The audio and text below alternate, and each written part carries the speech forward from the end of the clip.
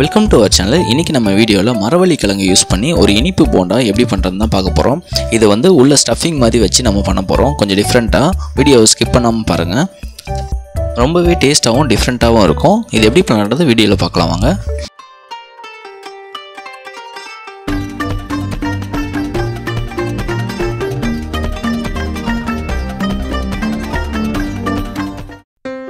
First மரவள்ளி கிழங்கு பார்த்திங்கன்னா ஒரு 600 கிராம் அளவு எடுத்துக்கோங்க. எடுத்துகிட்டு வந்து பார்த்திங்கன்னா இதை வந்து நல்லா கட் பண்ணிக்கோங்க. கட் பண்ணிவிட்டு இதோட தோல்லாம் வந்து ரிமூவ் பண்ணி வச்சுக்கோங்க. தோல் நமக்கு தேவைப்பட போகிறதில்ல, அதனால் நல்லா ரிமூவ் பண்ணிவிட்டு பார்த்திங்கன்னா இந்த மாதிரி ஷேப்பில் நீங்கள் எடுத்து வச்சிங்கன்னா ரொம்ப ஈஸியாக இருக்கும் நமக்கு செய்கிறதுக்கு. இந்த மாதிரி ஷேப்பில் வந்து எல்லாத்தையும் நீங்கள் ரெடி பண்ணி வச்சுக்கோங்க.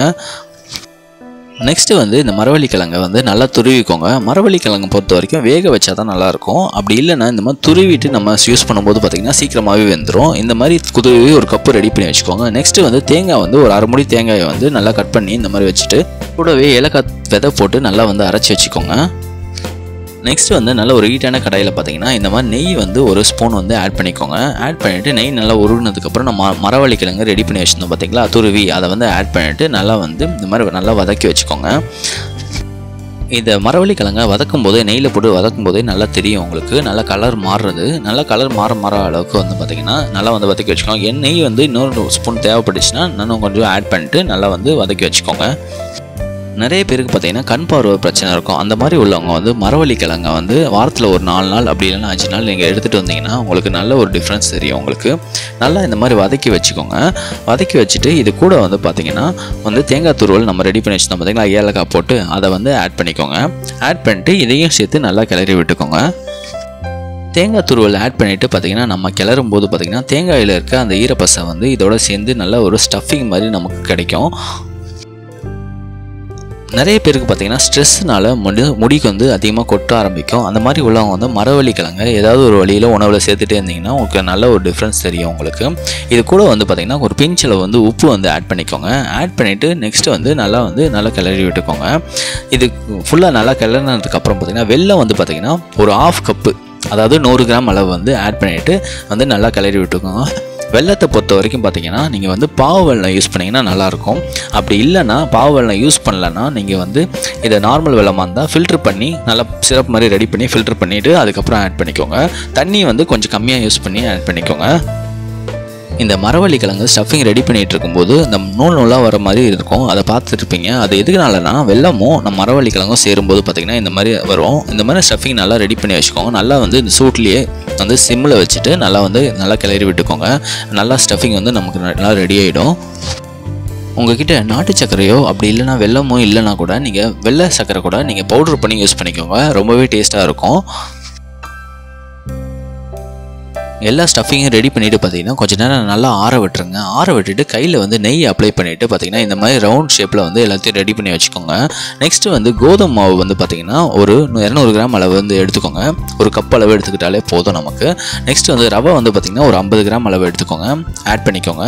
ஆட் பண்ணிவிட்டு இது கூட வந்து ஏலக்காய் விதை வந்து ஆட் பண்ணிக்கோங்க. ஏலக்காவை அப்படியே ஆட் பண்ணாதீங்க, திட்டாக நின்றுடும். ஏலக்காய் விதை ஆட் பண்ணாலே போதும். கூட வந்து உப்பு ஆட் பண்ணிக்கோங்க. உப்பு ஆட் பண்ணிட்டு தண்ணி வந்து பார்த்திங்கன்னா ஒரு கப் எடுத்துகிட்டு பார்த்திங்கன்னா நல்லா வந்து கொஞ்சம் விட்டு நல்லா கிளறி விட்டுக்கோங்க. இந்த கோதுமை மாவை பொறுத்த வரைக்கும் எந்த பக்குவத்துக்கு நம்ம வரணும்னா நமக்கு வந்து அந்த ஸ்டஃபிங் நம்ம ரெடி பண்ணோம் பார்த்திங்களா, அதில் இந்த கோதுமை மாவில் நல்லா டிப் பண்ணிவிட்டு பார்த்திங்கன்னா நம்ம எண்ணெயில் பொரிக்கிற மாதிரி இருக்கணும். அந்த பக்குவத்துக்கு வரணும். அதனால் வந்து நல்லா வந்து கொஞ்சமாக விட்டு நீங்கள் வந்து இந்த மாதிரி விட்டு இந்த மாதிரி மாவு ரெடி பண்ணிக்கிட்டாலே போதும் நமக்கு. நீங்கள் தோசை மாதிரி ரெடி பண்ணுற அளவுக்குலாம் பண்ணாதீங்க. ரொம்ப கொஞ்சம் திக்னஸாக இருக்கணும். இந்த மாதிரி லெவலுக்கு கரெக்டாக இருக்கணும். கொஞ்சம் நல்லா கிளறி விட்டுட்டு பார்த்திங்கன்னா நீங்கள் சீக்கிரம் பண்ணுற மாதிரி இருந்தால் ஒரு பிஞ்ச் அளவு சோடா மாவு வந்து நீங்கள் ஆட் பண்ணிக்கோங்க, பேக்கிங் சோடா. அப்படி இல்லைன்னா புளிக்க வச்சுக்கோங்க நல்லா. இதோட கன்சிஸ்டன்சி பார்த்திங்கன்னா ஃபைனலாக வந்து பார்த்திங்கன்னா இந்த கையில் எடுத்து பார்க்கும்போது பார்த்திங்கன்னா ரொம்பவும் திக்காக இருக்காமல் ரொம்பவும் தண்ணி மாதிரி இல்லாமல் இந்த லெவலுக்கு இருக்கணும். நெக்ஸ்ட்டு வந்து ஆயில் வந்து ஆட் பண்ணிக்கோங்க. நல்லா நார்மல் குக்கிங் ஆயில் ஆட் பண்ணிக்கோங்க ஃப்ரை பண்ணுறதுக்கு.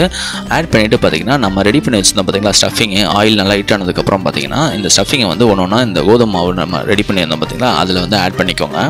ஆட் பண்ணிவிட்டு வந்து இது எல்லாத்தையும் வந்து பார்த்திங்கன்னா ஜஸ்ட்டு போண்டா மாதிரி நம்ம வந்து டிப் பண்ணி இந்த மாதிரி ஃபுல்லாக மிக்ஸ் பண்ணி விட்டுருங்க. மிக்ஸ் பண்ணிவிட்டு இதை வந்து அப்படியே எடுத்து நீங்கள் ஆயிலில் போட்டால் போதும். ரொம்ப டேஸ்ட்டாக இருக்கும் இது சாப்பிட்றதுக்கு. இந்த ஸ்டஃபிங்கை பொறுத்த வரைக்கும் பார்த்தீங்கன்னா நம்ம இந்த மாவில் ஆட் பண்ணிவிட்டு பார்த்தீங்கன்னா ரொம்ப அழுத்தம் கொடுத்துடாதீங்க. கொஞ்சம் நார்மலாக பிடிச்சிட்டு பார்த்தீங்கன்னா இந்த மாதிரி ஆட் பண்ணிக்கோங்க. நார்மலாக போண்டா போடுற மாதிரி ஆட் பண்ணிக்கோங்க. அப்போ தான் உங்களுக்கு வந்து அந்த ஸ்டஃபிங் வந்து உடையாமல் வந்து நமக்கு அந்த போண்டான் வந்து நல்லா வரும். கொஞ்ச நேரத்துலேயே பார்த்தீங்கன்னா நல்ல ஒரு கலர் வந்து மாறிடும். இந்த ஸ்டஃபிங் வந்து வெளியெல்லாம் வராது. ஏன்னா நம்ம வந்து கோதுமை வந்து ஆட் பண்ணியிருக்கோம். அதில் வந்து வெளியில் வர்றதுக்கு வாய்ப்பு இல்லை. எல்லா ஸ்டஃபிங்கும் ஆட் பண்ணிவிட்டு கொஞ்சம் கரண்டியை வச்சு கொஞ்சம் நல்லா இந்த மாதிரி திருப்பி விட்டுட்டே இருந்தீங்கன்னா நல்ல ஒரு கோல்டன் ப்ரௌன் கலருக்கு நல்லா வந்துடும். இந்த கலர் வந்ததுக்கப்புறம் பார்த்தீங்கன்னா ஒரு பாத்திரத்தில் எடுத்து வச்சுக்கோங்க. இப்போ சர்வ் பண்ணிக்கோங்க. நல்ல ஒரு ஈவினிங் ஸ்நாக்ஸ் வந்து நமக்கு ரெடி ஆகிடுச்சு.